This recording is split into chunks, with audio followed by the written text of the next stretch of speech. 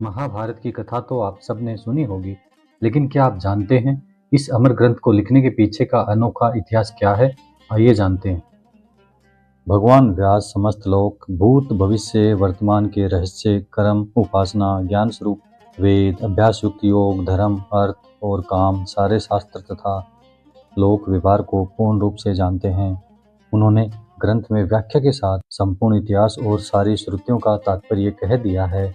भगवान व्यास ने इस महान ज्ञान का कहीं विस्तार से और कहीं संक्षेप में वर्णन किया है, क्योंकि विद्वान लोग ज्ञान को भिन्न भिन्न प्रकार से प्रकाशित करते हैं। उन्होंने तपस्या और ब्रह्मचर्य की शक्ति से वेदों का विभाजन करके इस ग्रंथ का निर्माण किया है और सोचा कि इसे शिष्यों को किस प्रकार पढ़ाया जाए। भगवान व्यास का विचार जानकर स्वयं ब्रह्मा जी उनकी प्रसन्नता और लोकहित के लिए उनके पास आए। भगवान वेदव्यास उन्हें देखकर बहुत ही विस्मित हुए और मुनियों के साथ उठकर उन्हें हाथ जोड़कर प्रणाम किया तथा आसन पर बैठाया। स्वागत सत्कार के बाद ब्रह्मा जी की आज्ञा से वे भी उनके पास ही बैठ गए।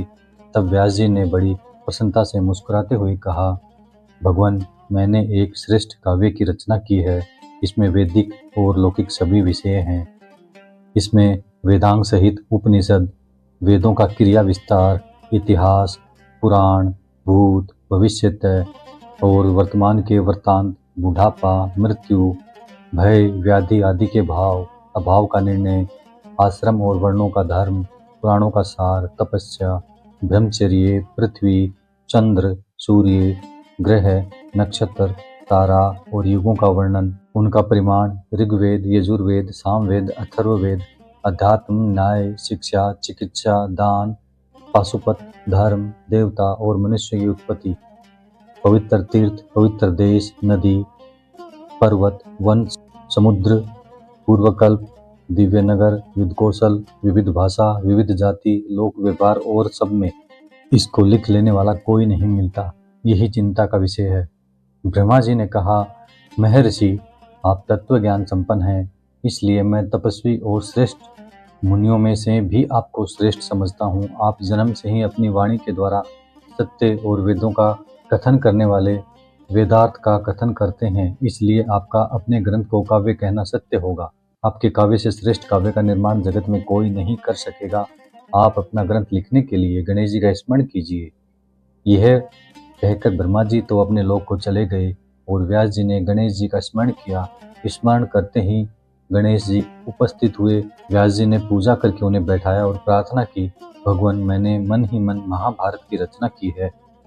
मैं बोलता हूँ, आप उसे लिखते जाइए। गणेश जी ने कहा, यदि मेरी कलम एक क्षण के लिए भी न रुके तो मैं लिखने का काम कर सकता हूँ। व्यास जी ने कहा, ठीक है, किंतु आप बिना समझे न लिखिएगा। गणेश जी ने तथास्तु कहकर लिखना स्वीकार कर लिया। भगवान व्यास ने कौतूहल कुछ ऐसे श्लोक बना दिए जो इस ग्रंथ की गांठ हैं।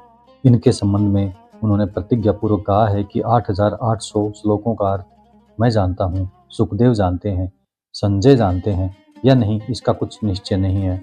वे श्लोक अब भी इस ग्रंथ में हैं। बिना विचार किए उनका अर्थ नहीं खुल सकता। और तो क्या, सर्वज्ञ गणेश जी जब एक क्षण तक उन श्लोकों के अर्थ का विचार करते थे, उतने में ही महर्षि व्यास दूसरे बहुत से श्लोकों की रचना कर डालते थे और इस तरह दुनिया के सबसे बड़े महाकाव्य का लेखन शुरू हुआ।